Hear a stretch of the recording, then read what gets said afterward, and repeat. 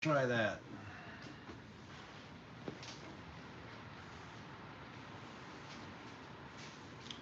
Hopefully that worked.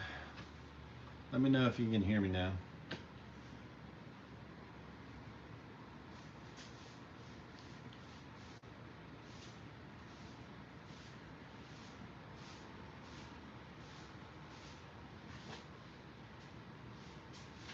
Okay, perfect. Okay.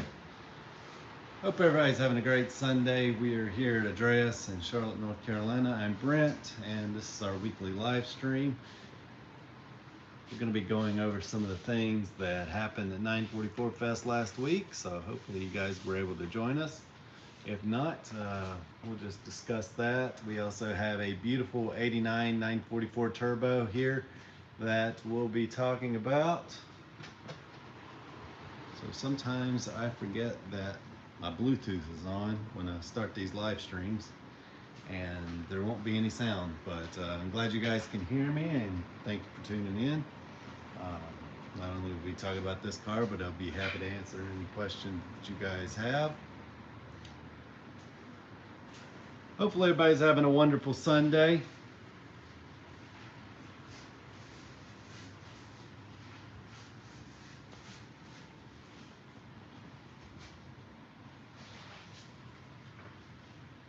So I'm going to look around and see if I can find a tripod. If I cannot, then we will continue without it. But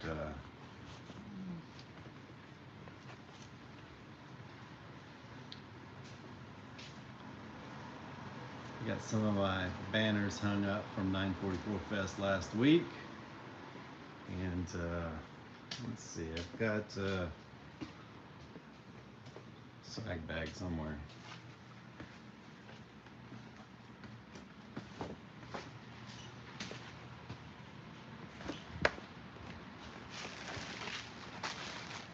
I've one of the shirts here. Lanyards. Keychains. Sticker packs. So for those that missed it, I put together a lot of live videos of the fest. Some rolling shots as cars were going by, lining up, and it's all on a playlist over there. I had my tripod. Sometimes I'd bring stuff in the shop and it gets moved around.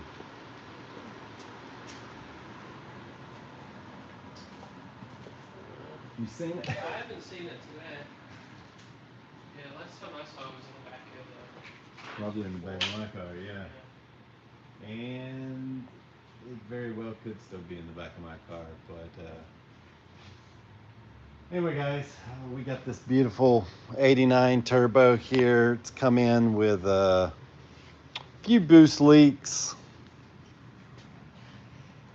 and some other odds and ends. So years ago, I made a video on the vacuum line layout of the turbos. And it's a little bit different on the 88S's and the 89s. So we can kind of go over that. You can see we have a tester here to check for leaks. We do know that the ISV is leaking air, and there's some other lines under here that are leaking. We had a seal leaking from there, so if you ever do a pressure test on your turbo or even your naturally aspirated, there is a little rubber O-ring that goes inside that set screw there.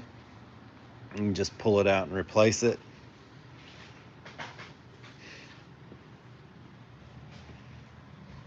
But otherwise, this car is in pretty good shape. We're just waiting on the new lines to arrive. Then we'll take all this off and replace them all.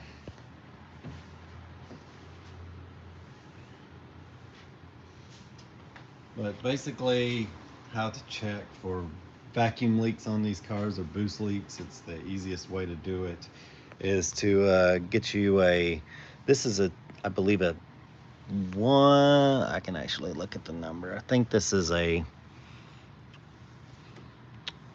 1.5 inch for a turbo, and I think it's 2 1/4 for naturally aspirated. I've got them around here somewhere, but then we just screw a fitting in here, and then you get a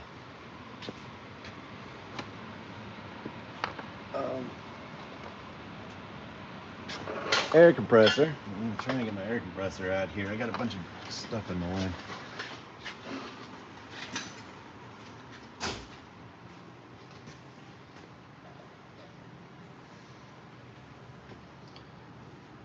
So Subliminal says the throttle body is often overlooked. That is very true, and they can leak a lot. I've seen some that leaked very badly. In this case, luckily, it was just that screw and not the throttle body itself. But there's something else leaking underneath we haven't even found yet. So we're just going to replace those hoses. But we do know the ISV is also leaking. That is almost always the case on a turbo. But I'll flip you guys around here.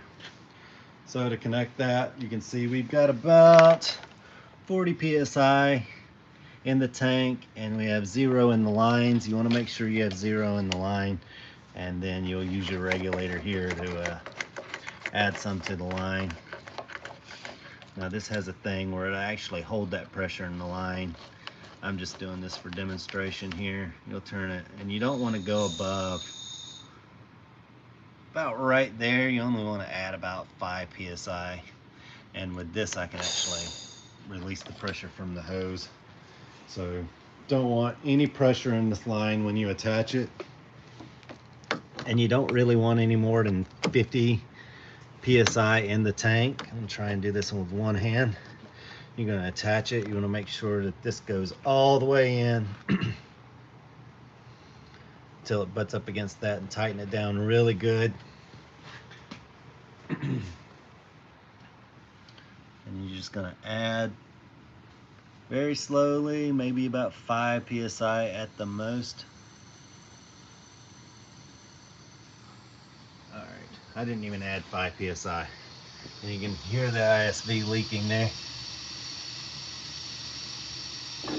And you could hear that leaking, but that's been replaced. But see, just the tiniest bit of pressure there, and you never want to put your face around this because this would be the first thing to blow off. But even with that little bit of pressure,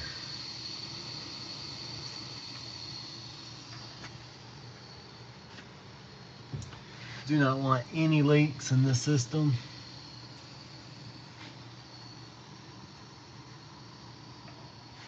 So otherwise we're good. We did see some soapy bubbles coming from another hose underneath there, and like I said, we're just going to replace all those. But that's a very easy way to check for leaks. Needs very little pressure whatsoever. Never attach it with the hose full of air. And you can see here, we're going to bleed it off. It barely had 3 psi in it. It was already leaking out enough to hear it very loudly. So you'll want that to hold with the hose on. When you turn it off, if you turn the regulator off, it'll release the air out of this intake too, but you don't need to do that. But it should hold pressure, and that'll tell you where your vacuum leaks or your boost leaks are. All right, so taking a look at this car, see it's in very nice shape.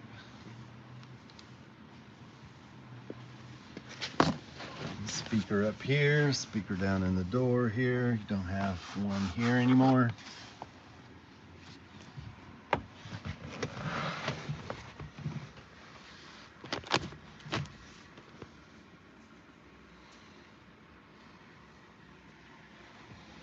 This car has 60,205 miles.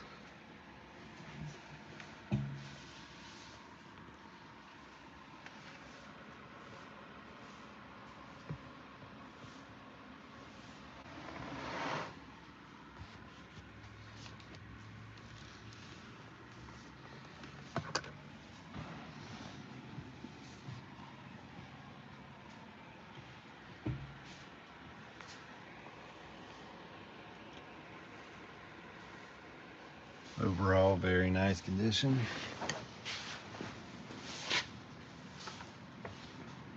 The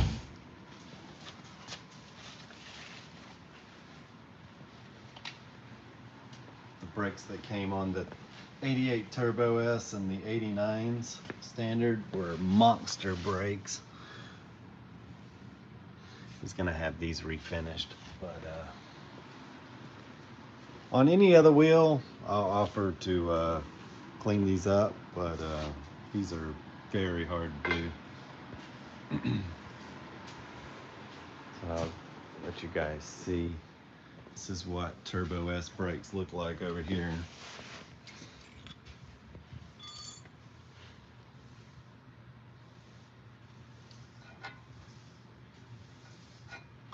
Good 1.5 inch thick rotors.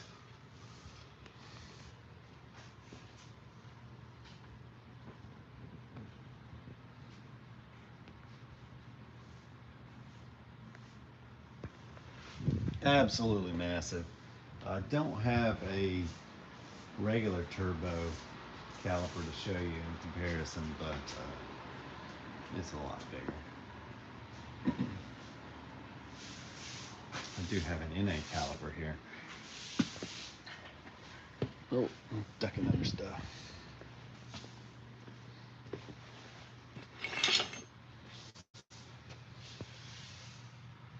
So this is a regular NA caliper. It's only about maybe an inch thick.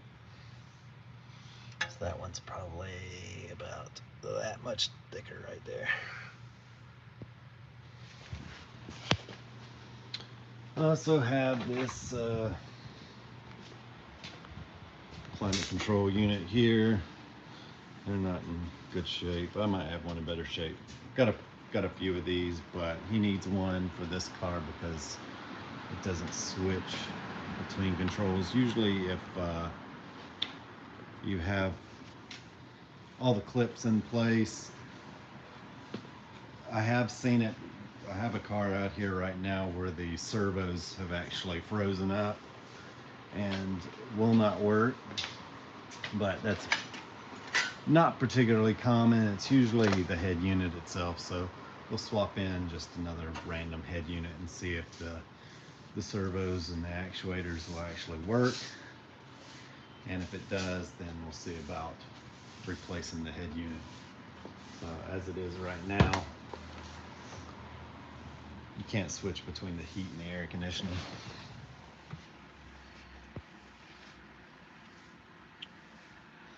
Otherwise, this car is pretty nice. It just needs some vacuum lines, ISV, and that head unit here replaced. So that's what we're going to be working on a little bit today.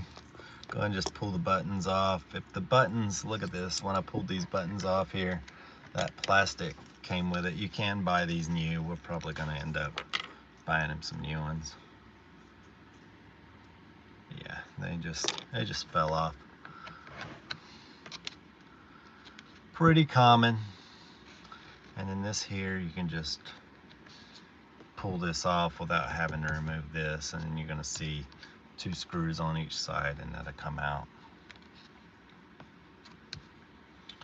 very delicately. You can see his looks really good. A lot of times this is chipped up and the buttons look very worn, or sometimes the buttons are gone altogether, but this looks to be in really good shape.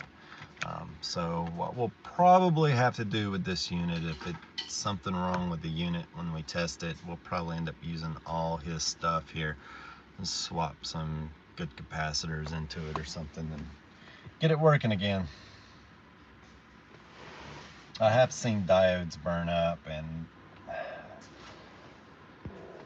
it's not fun replacing diodes. If the diodes are burned up, it's probably time for a whole new unit. Just buy another one. But if the caps are gone, I don't think there's a lot of capacitors in there. But if that's the issue, we just replace them. Because even if you can't find the exact ones, as long as you have ones, that's all. have enough capacity, they'll work fine. But here's a look at the bed unit once you get it out. You just have this plug and these two plugs here. They pull off the back. There's some electrical tape that holds it on. That is factory. And then you just open this up. This plastic is very fragile. So these two buttons still look good, but this one doesn't. So whenever we get parts cars in, we will, these might actually work unless they're glued on. Might be able to clean these up.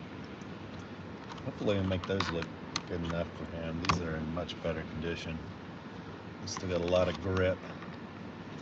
But you pull these knobs off, and then you'll see there's a nut behind there. You just loosen that nut up and you can take this whole front cover off here and replace it. This back can pop off as well. Once you remove this electrical tape, you're going to see some little clips in here, and you got to pop that off to remove this, and once you get it apart, you'll be able to see the circuit board. But as it is right now, I'm going to take his out later on today, and we'll slide this one in here, and we'll turn the heat on and just see if it actuates the servos going back and forth.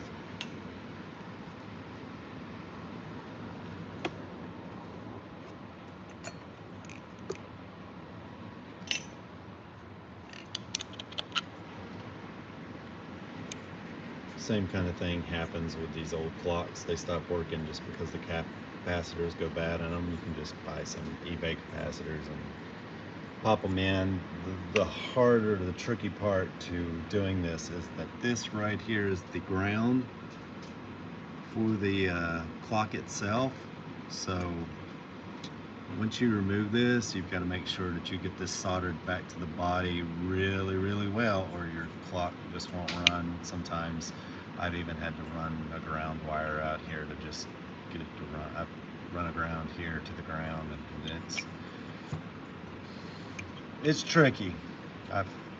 It works sometimes, and then sometimes you just cannot get it.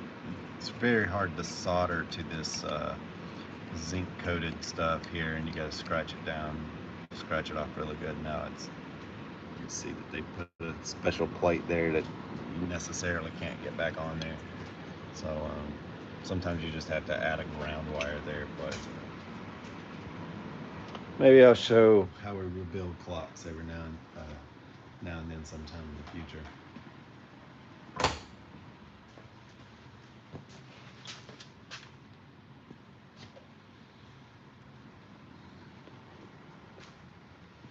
So one of the fun projects this week was this 86 turbo.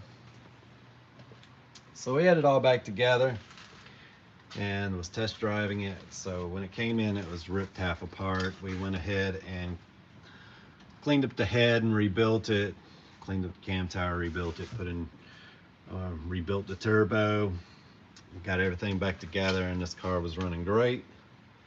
And it was, however, pouring oil out of the rear main seal, so clutch job time. So unfortunately we didn't know that ahead of time, but once we got the clutch and the bell housing out of the way, we could see that the oil pan gasket had just completely deteriorated. And so now we've got it all apart up underneath here. So not much light, but it was leaking badly. We pulled the oil pan, replaced the rod bearings, and I just got the oil pan put back on last night. So now we'll get the cross member in today, put some new engine mounts in while we're at it. Then we got a brand new clutch to put in.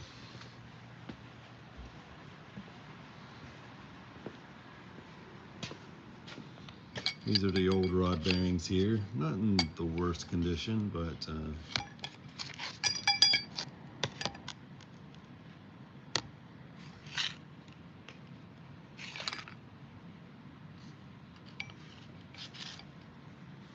always a good idea to change the rod bearings whenever you have the oil pan off. This is the transmission. In 86 they had an oil cooler loop. Later in 87 it was just optional. You mainly see that with the limited slip differential transmission. Don't see a lot of them unless they have LSD. But, you can see this one has been sitting for many years, and since we got the underneath of the car, the actual underneath of the car is not that bad.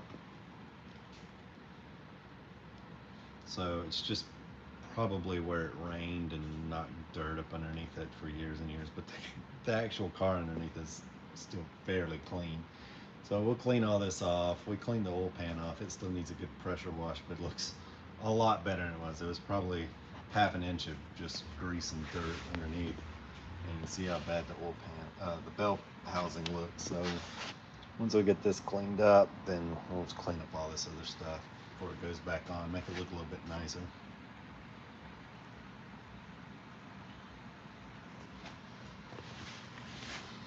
It's hard to see if this is leaking. There's some oil. Usually this is spotless in here, but you can see that there's like something leaking. I don't know if this has been replaced before or the seal is leaking now. It looks okay.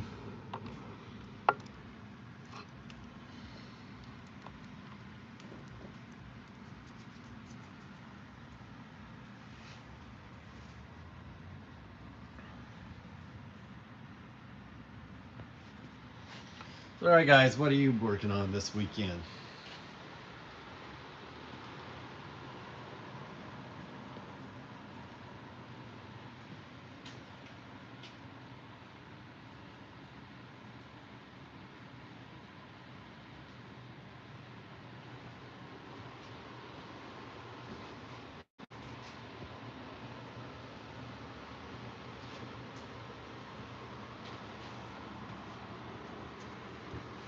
This is our metric O-ring kit from where we had to replace that one.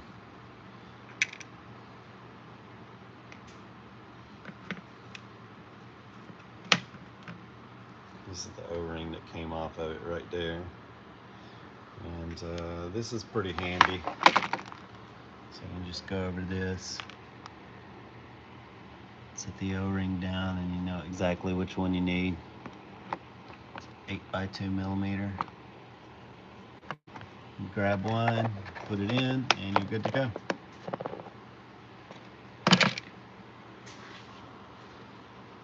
Once we replaced it, no more leaks. But someone was mentioning the throttle body leaking, and they do tend to leak from here and here. There's some bearings inside there with seals. One side just has one bearing, one side has two. And rebuilding it is not fun, but you can see how clean this is. Usually when it leaks, you get all sorts of buildup and stuff around here, and you'll have oil coming out. And inside the throttle position switch there,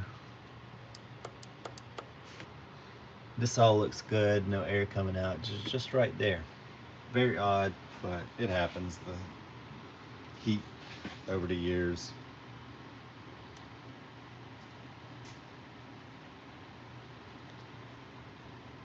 Hi Jeffrey, how are you doing today? Hope you're having a great Sunday. Brian says he just got back into town from Scotland, so I'm resting today. Well, awesome.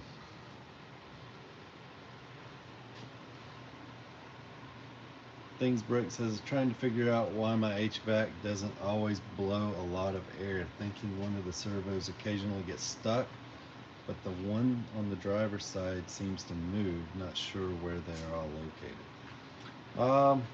I'll try and show you if you've got a late car anyway. This will only refer to the late cars, so this is another thing I probably should like go over with you guys sometime. So the early and late cars are absolutely completely different when it even comes to the firewall. So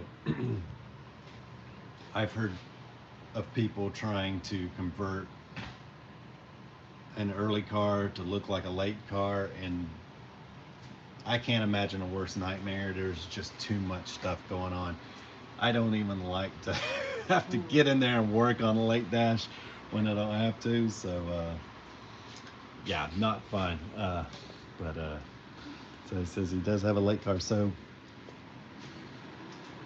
I'm gonna try and get over here. You can see I don't have a lot of room on this side. Don't want to try and open that door and anything. I want to see if I have another late car here we can kind of play with. Got a few feet, but I just don't want to. As wide as I need to open this door, it's kind of sketchy. Yeah, it's fine. Oh, that's fine. Okay. All right. Let's see. Can I even turn on the light on this thing? I don't think I'd turn my phone light on. What I'll do is I'll grab a. I have a work light over here. This one should work. You get in that car and it's just a black interior and just absolutely no light. It's nice and bright in the shop, but okay. So someone says, what do you consider early versus late? Well, that's a great question. So there were essentially two 944s made. The early 944 was essentially a carryover from the 924. So there's a lot of differences in like 82. Even the 924's got some of these upgrades. So there were early 924s and later 924s as well. So basically the 82 in Europe to 83 in America when they came here, 944s, they had the early 924 style dashboard, and basically 82 924 servo. Well, they weren't servos. The cables and the outline of the whole interior was pretty much the same as the later 924, because the early 924s were a little bit different too. Okay, no, that's not confusing. Anyway, it's a carryover from the late 924. And then in 1985 and a half, they got a whole new interior. And there's pretty much nothing the same. So from my understanding was that they were just going to replace the engine with a 2.5 liter in the 924, and they were going to call it the 924S, but at the last minute they changed their mind, and this is why you didn't have, that's why the 944, the early ones still have the 924 offset. They were going to make the 924S, and that was supposed to debut in 1981, and that's from like an old magazine that I had where they were talking to someone at Porsche. Instead, at last minute, they changed it, that they were going to put the wide body on there and make it look more like the Carrera GT. So it wasn't until they were going to change, they wanted, once they decided to change the body, they said, well, we should make it its own car, but strikes and stuff were happening, so things got delayed. That's why 944 Turbo didn't debut until 86, and the 924S was supposed to come out much earlier, but that got delayed too. So you ended up with the early 944 still retaining pretty much the 924 interior and the 924 offset and everything, because it was a last minute decision that kind of didn't go the way they planned with the worker strikes and stuff. So anyway, things got delayed, ended up breaking things out. The 924S couldn't come out until later because they decided to just go ahead and make a whole new car. So the early 944s are, that's why they're kind of like 924Ss. They just look a little different. But they have this interior from the 924 essentially. So let me get in here. All right, so this would be your early 944. Notice that this one doesn't have yellow gauges because it's a 924S, but all the same, pretty much. The I have that gauge out because we're having to wire this one up. This one's getting turbocharged, but brown interior, just like you'd see on an early 944. I got one outside. I'm not going outside because I'll lose signal while I'm live streaming. But basically, all they did was they designed this, and they said we'll just make the gauges yellow. And so the 924s kept the white gauges, the 944s to be different, got the yellow gauges, and the 944s also got silver right here around the bezels. But the 924s retained the white. So when they brought the 924 back, it retained all this. But all this, the air conditioning and all this sort of design, well, I think they had this on the optional on the 924s, the early 24s. But the white gauges are a carryover from the 24s. And this was something, but the yellow gauges were specifically for the 944. And in fact, when the first 924s came out, they had yellow gauges as well because that's what they had on hand. So a lot of test mules that came out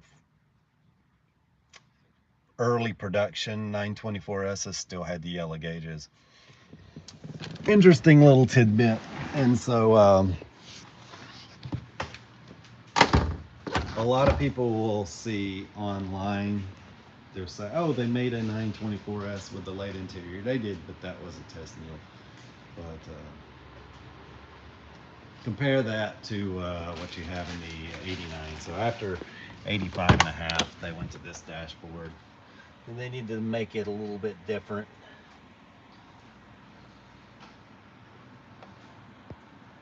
So basically the 944 became its own car in 85 and a half. Basically the early cars were kind of a last minute choice. And so they worked with what they had. The turbo was supposed to come out much earlier, but in 85, that's pretty much, someone's asking like, well, what do you think's the best year? But yeah, I believe that I love the early ones and I like the late ones, and I believe that this one's probably closer to, well, the later ones are probably closer to what Porsche had in mind when they came up with the concept of the 944. But I don't have a particular year that I like. If I had to, if I had to guess, I've got two 85 and a halves. That's the first year of the swap over. And I've got a bunch of 84s and I've got 924s. I like them all for different reasons. I like the 85 and a halves because I like the later interior. Is it trouble free? No, they've all got issues. So I don't like them because they have issues, but I do like the look of them. The vents are a little bit comically huge. It's almost like you look at modern Porsches and the vents are all the same size as they were in the 924s at the time. But it's almost like some writer somewhere told Porsche that the vents are kind of small in here, don't you think? And they were like, okay. And then they just drew the most comically large vents for the 944s. And so I'm not a fan of that, but I think they do look a little bit nicer, but not a fan of the HVAC units always having issues and all the servos and all the electrical stuff in there. I think it's a bit overcomplicated. I do like you can blend the heat and the AC that you can't do on the early cars.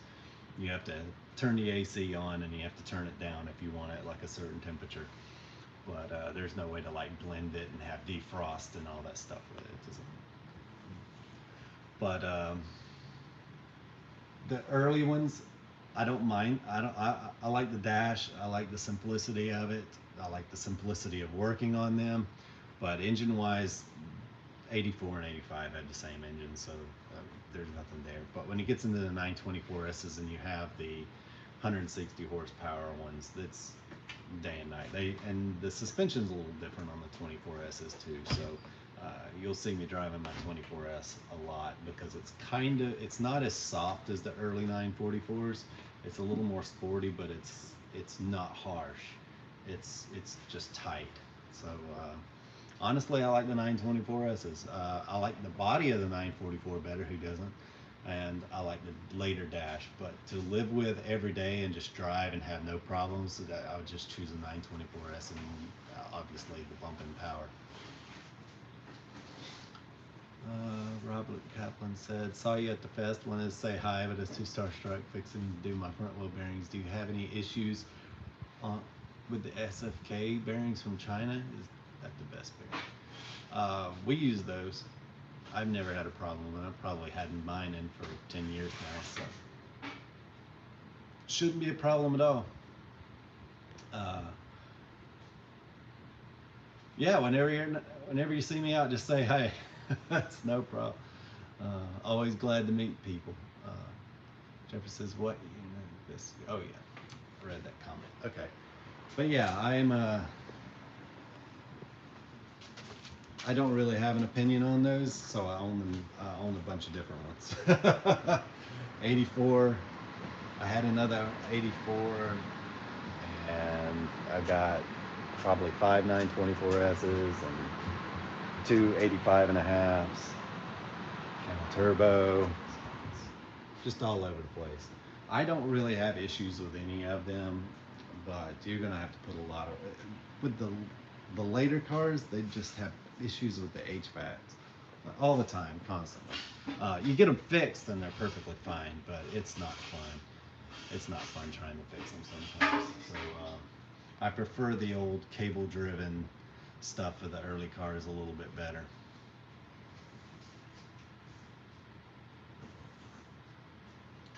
110% Canadian says, one thing I think anyone can say is that the 924 turbo has the best looking hood.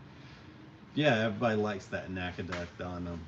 So if you hadn't seen those before, I don't have one here, but people like that NACA duct.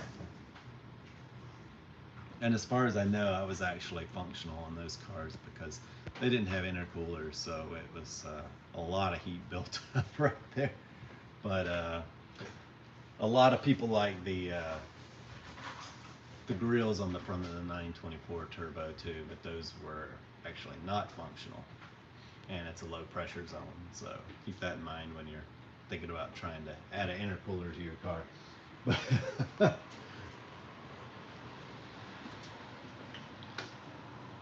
Yeah, for me, I'm one of the, like, someone texted me last night and they go, hey, what do you think of my car? And I was like, hey, it looks pretty good. And it's like, I know you're kind of a purist. I'm like, I'm not really a purist. I just like things that are functional. If you've ever seen that on Top Gear where Jeremy Clarkson's talking about like a Lamborghini, for instance, and it has like this huge air intake on one side and it doesn't on the other, but like if it was any other car maker, they would have just added a fake plastic one to the other side to make the car look symmetrical. And he's like, I like that they didn't do that because they didn't do, you know, form over function. It was like, this is necessary on this side, but it's not on the other side. So like, if you take into account like a bunch of unnecessary things, I don't really have any interest. So when I turbocharged my car, I didn't add the 924 turbo front end to it because none of that stuff's going to function on what I have. So didn't really see the point of it, but plus it looks like, you know, just a regular 24S, and no one's going to know, and that's the point. That's when you pop the hood, you see the magic.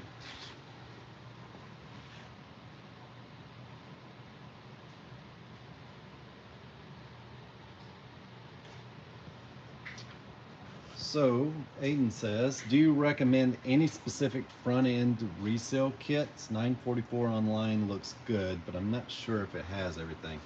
I haven't seen, maybe I need to go online and look. I hadn't noticed that they had a complete front end engine reseal kit. I've been meaning to put one together, and thanks for bringing that to my attention. But yeah, I was gonna try and work with one of these companies to see if we couldn't like come up with a complete front end reseal kit. Um, but I hadn't really thought about it. I'd have to go over there and look and see what all is in their kit. But basically, you need three flanges: one for the cam, one for the balance shaft, two for the balance shaft, and then you'll need your oil pump drive sleeve, front main seal, seal for the drive sleeve, and then your seals go on the front. 48 for the balance shaft, 47 for the upper balance shaft and the cam, and that's about it. Oh, we also, anytime we do this work, we take the caps off the balance shaft. They're called balance shaft ends or something in the manual, but we take those off and redo the seals because those seals just dry out.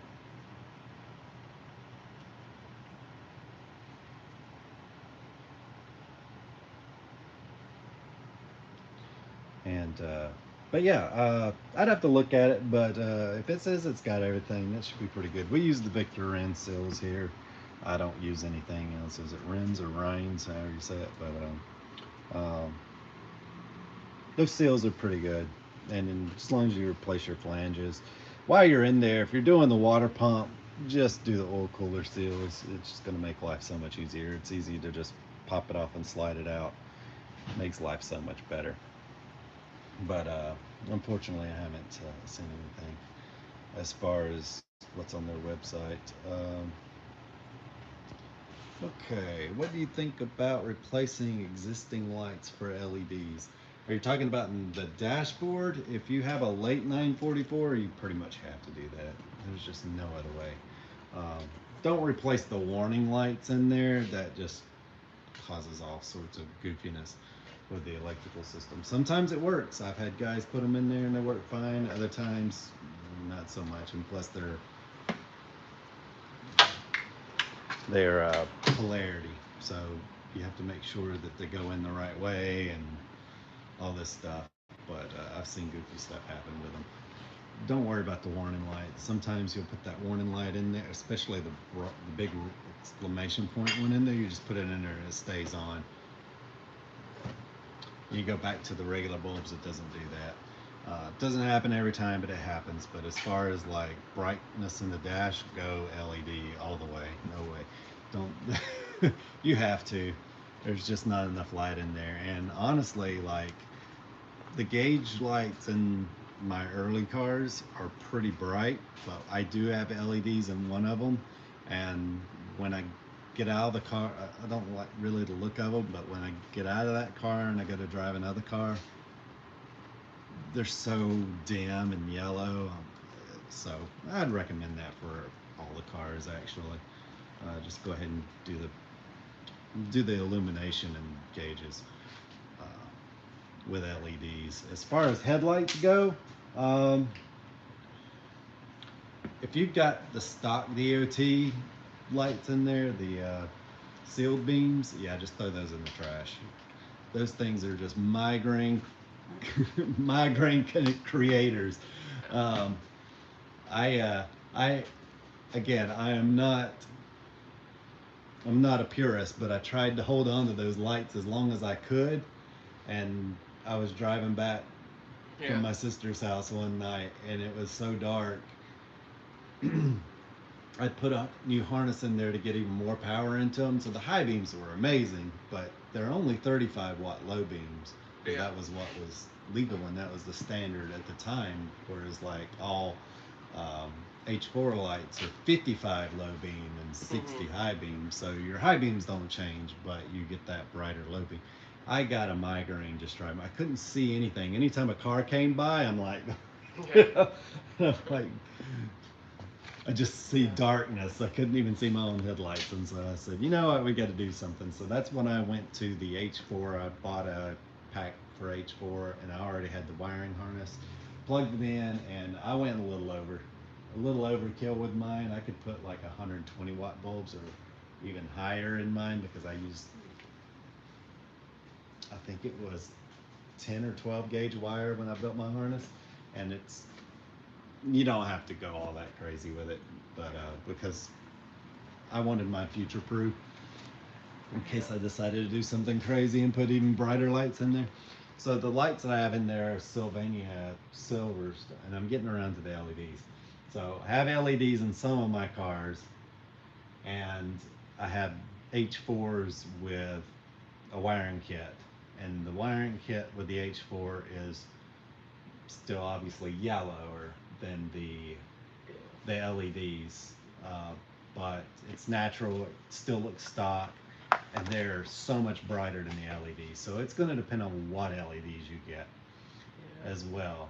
And keep in mind that a lot of these LEDs that they're throwing in, they're throwing them in H4 housings, and the light doesn't disperse correctly. So I like the LEDs, but you got to really spend some money to get anything that's going to be up there with like a good quality H4. But if you're just looking for a simple solution, throw any LED in an H4 housing, and it's going to be way better than the stock sealed beams. But if you're looking for like perfection, it's like somewhere between an H4 Sylvania Silver Star light with a wiring kit, or like a really, really high-end LED that you'll probably end up spending way too much money on. And you know, it's like, so it's kind of one of those things. Like, I don't really have a preference. I like them with both my cars, but the LEDs are great, the light's great, but they're nowhere near as bright as like. But you can get LEDs that will do that, but I don't know what you're going to spend. So. There's the retro brights; those are pretty good. I think the retro brights from Holly, is it? Holly makes them. I think they're like $300 and something dollars, and I don't think that's. I don't know if that's for both of them. I think it's for both. Okay, it might be. Yeah, they look good. But there are kits out there for $70. Yeah. Or technically 80, like $79, and that's what I have in my car, and they work great. Yeah. For 79, but they're fantastic for like that little bit of a price, and they blow away the stock lights. So yeah, absolutely go that route. But for the people out there that don't want to do the legwork like I did, like I tried many different things. I never taught myself into the Holly ones because I'm like, I don't know about that. But I spent more on the H4 setup than I. That was probably like $500 that I spent doing all that, but it's definitely a completely different thing. It still has the stock look, and it's much brighter, but it's not. I would just throw some cheap LEDs in there any day of the week than trying to go through that stuff. But one doesn't have those halos on them. Oh yeah. He's not a fan of the halos. I'm trying not to come off as a purist here. I have seen some done well that had the turn signals in there. Yeah. And I was like, okay, I kind of like that. I don't know if I'm gonna do that, but I didn't hate it because I'm like, anything to make the turn signals more obvious. Yeah. Someone is making a transmission swap for the 944 turbo. It will use a 6-speed Audi unit. This seems like a solution to a problem that doesn't exist. Can modified turbos break transmissions? It happens. It's not extremely common, but I think maybe a lot more people are wanting 6 speeds. That's probably what they're going for. I would imagine that they're gonna probably have to beef up today's Audis, depending on what are they using an older Audi transmission. I'm not sure, but it might be a little bit of the weak spot. But pretty interesting. I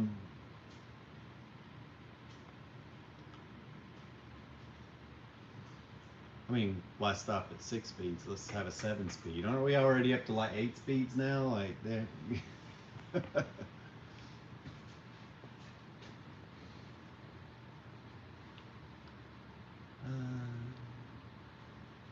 And Balls says 6 speed is more for people doing LS swaps, but if you you can manage to push 500 horsepower into it. Well, that's a good well, you know, that's a good point. We're getting ready to maybe do an LS swap here. I don't know. I'll reveal that later on, but that might be an interesting one. As long as it's, you know, let's see what the price is on these things, you know. Because if I can put a AOR transmission in for anywhere from $1,500 to $4,500, then I'm going to go with like a stock 944 turbo transmission. I'm not going to spend, or I don't even think the customer would want to spend like 10 grand on a 6-speed just to say a 6-speed.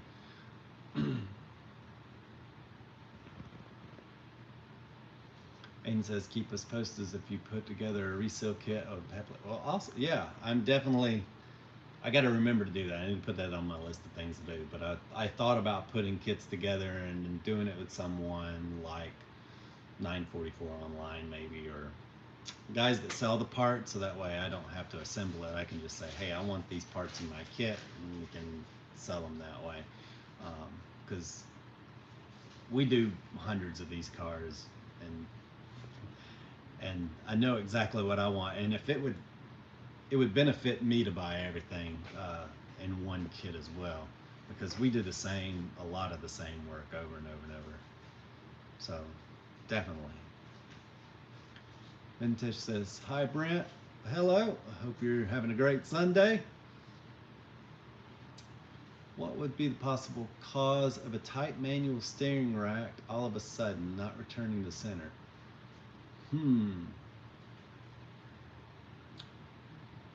Someone had this same issue, and I think it turned out being their pump.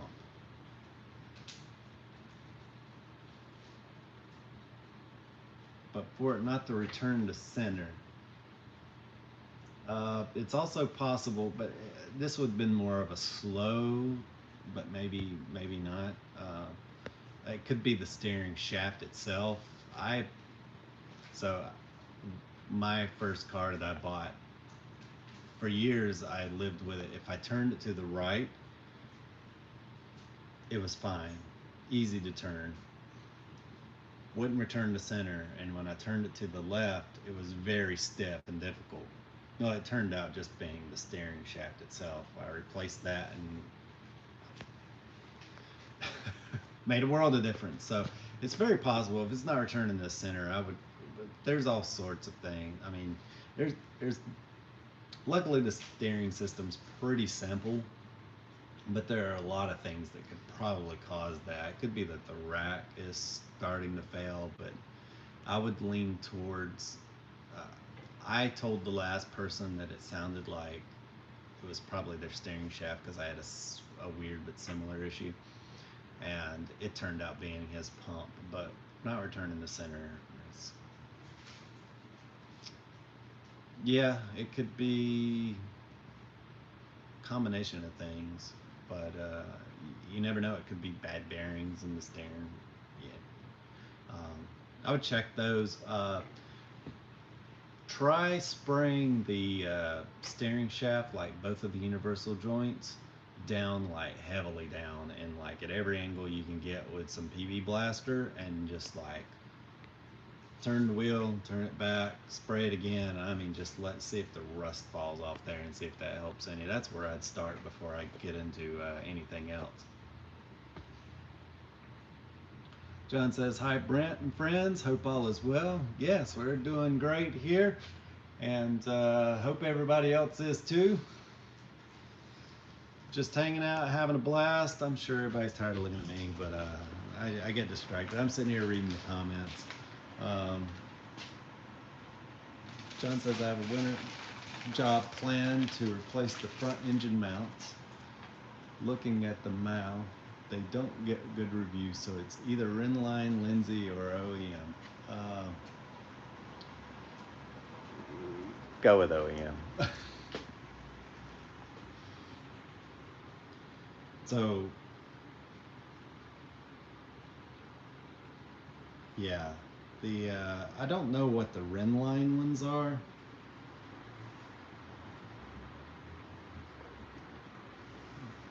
and I only know of like Lindsay semi-solids and solid. Does Lindsay make anything other than those? Because I'll tell you now, you do not want those things.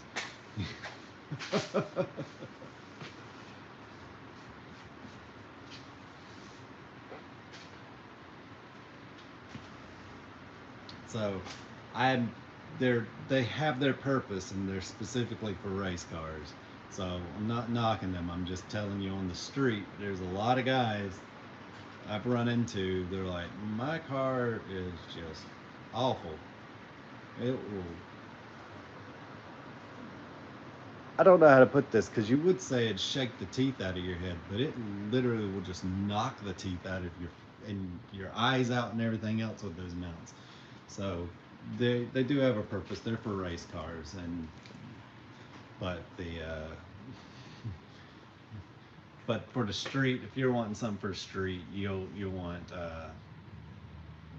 there's also another brand that we use here, but the general public can't get them yet. So but yeah, most people just go with the OEM. I imagine you're not looking to have a race car, you know. It's one of those like when I used to go to the track, there used to be V8s that pulled up next to me, and they shook the ground and everything around so bad that like it would make my door handles fall off, and like that's almost the level of like even the semi-solid mounts from Lindsay. So like keep that in mind. A lot of people just think, oh, I'm gonna put that on there. No. And people will say, well, they just bolt V8 straight up to the chassis without even like V8s are a whole lot smoother engine. 4 cylinders are basically just 4 lawnmowers running at the same time. V8s are a lot smoother. You don't even, on those old Cadillac V8s, there used to be just a little strip of rubber about that thin between it and the frame, and you still didn't really feel the engine. You ain't getting away with that with a 4-cylinder. Yes, the factory ones are hydraulic filled. So basically, they have chambers inside that as the engine rocks this way, it pushes it to the other chamber, and it does like that a little bit, so that way you feel less of the vibrations, which is absolutely required on these engines. And it's not about the engine falling apart or anything, it's about you. Porsche doesn't want you to feel the engine. The engine doesn't get sickness from it. Engines don't get sick. You do. So back in the 1960s and stuff, they took 4 cylinders off the market because people didn't buy them. They'd get them and get car sick, and they didn't buy them. So Porsche's like, well, we're going to put a big 4-cylinder in here. How are we going to get people to buy it? Well, better make sure people don't feel it. You know? So that's the idea behind the hydraulic mounts. Yeah, I'm a little snarky about that because people are like, oh, we don't want the engine breaking. That has nothing to do with it. That has absolutely nothing to do with it. But yeah, people for a long time, they used to make gigantic ones, and then people just didn't like them anymore and stopped selling. But now today you're back with 4 cylinders that are like 2 liters, and you know those don't vibrate as much, but you don't need hydraulic mounts for them, but you still need a good sizable mount for them. And now they're pushing 300 horsepower and stuff. So, but yeah, definitely, you know, if you're gonna build a race car, the Lindsay mounts are the way to go. I don't even on my race car, I wouldn't go that far with it, um, but definitely hydraulic mount. I'd get some cheap males for a race car, the Male, or get some cheap ones, put them in there and change them whenever. But even if they collapse, they won't vibrate as bad as some of these things out there. But again, I'm not. Yeah, it's pretty common. They all do. This one here, I just had the engine mounts the other day on that. But these were original and didn't look collapsed, but there's we definitely are not putting them back in since we have them out. Never gonna happen.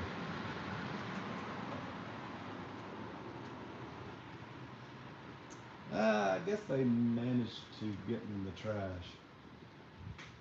Yeah.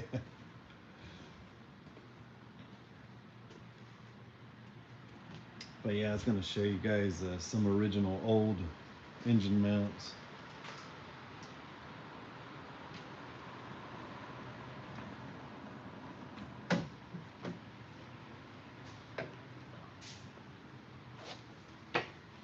Yeah, it's Dennis love 4 cylinders. Well, they were pioneering all this stuff back then. I mean, without Mitsubishi and Porsche, we probably wouldn't have as many 4 cylinders on the road as we do today. I mean, a lot of this stuff was pioneered by then.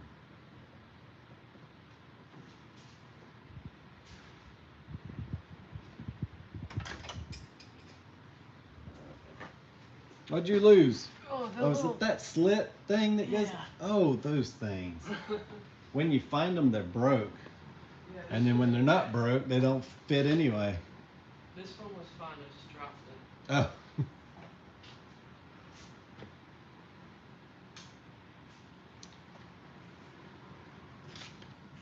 All right, guys, if you got any more questions, we'll otherwise we'll wrap this up.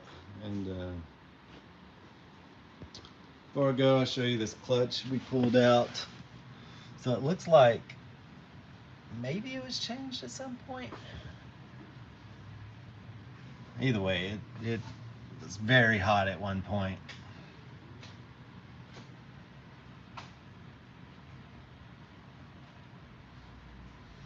So getting this done.